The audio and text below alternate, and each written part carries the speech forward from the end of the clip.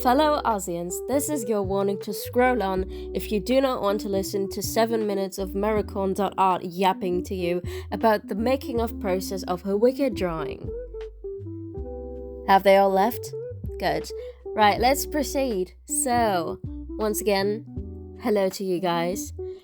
I didn't think I was going to sit here and record a voiceover for any of my artworks because I used to make YouTube gaming content where I obviously did a lot of commentary on top of it, but I never thought I'd be here again to do it in this way, but here we are, and I'm kind of excited about it. I've missed yapping about my interests on a grand scale, and I hope you guys are looking forward to this because I'm looking into doing this more often. I've originally decided to do this because this video is literally going to be 8 minutes long, and there was just no way to legally add any music to this, so I was like, you know what? I'm just going to yap over it. I'm just going to explain the making of process of this, and here we are. So I hope you enjoy, and without further ado, let's just get into this. So, as many of you can tell, hopefully, if not, then I don't know what you're doing here, but as many of you can hopefully tell, this is the iconic Ozdust Ballroom scene of the 2024 Wicked movie, part 1, may I add. And honestly, this movie, it's probably too early to say that, but this movie has changed me for good. I'm so insanely passionate about anything Wicked. I have been since early childhood because I was a fellow Glee child, and at 10 years old or something, I was first introduced to the cinematic masterpiece that is defying gravity, thanks to the one and only Rachel Berry. Thank you. And I've just been so passionate about Wicked ever since I found out about this musical through Glee. And I was so pumped when I found out that there was going to be a movie adaptation for it. And back then I didn't really have any expectations in it, but before you knew it, they just cast my favorite pop star of all time, Ariana Grande, for the main role of Glinda, and then the absolute Broadway powerhouse Cynthia Erivo for Elphaba herself. What an iconic casting is that, honestly.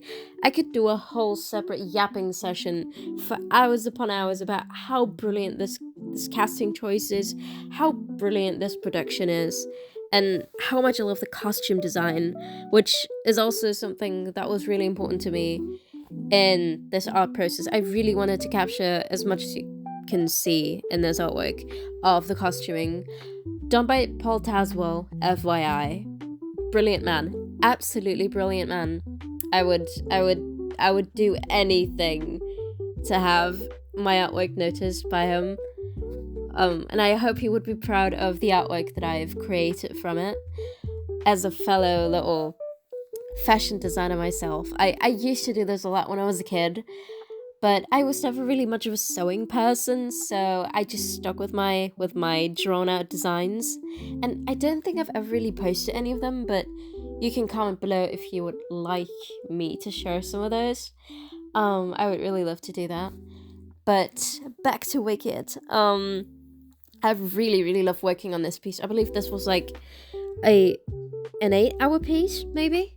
It's been a while since I've posted this, and I've planned to record this way earlier to finally post this along with the photo itself, but I just couldn't really get into recording it with a good program because it's been a while, as I said, since I've done this stuff, so I'm just kind of learning it again from the ground up, and I hope you forgive me for any awkward moments in between this. As I said, I'm planning to do this more often, and I think I'm gonna get better over time, so I'm just in the moment right now and just enjoying yapping about this. And I've just really loved working on this piece. It's such a beautiful scene in the movie, and it makes me cry every time.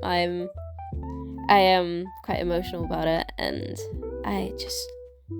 it's so magical, and I really try to encapture that in my art piece.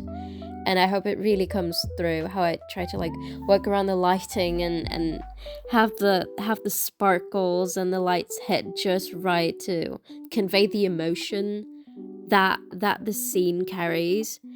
And I just really love working on this. It's one of the most special pieces I've probably ever posted, and it's also very personal to me in a way, because I have originally dedicated this to someone, and I've just really enjoyed working on that. As long as I have like a personal connection to my artwork, it becomes even more beautiful, I feel like, and I really loved sharing that, so I hope you enjoyed that.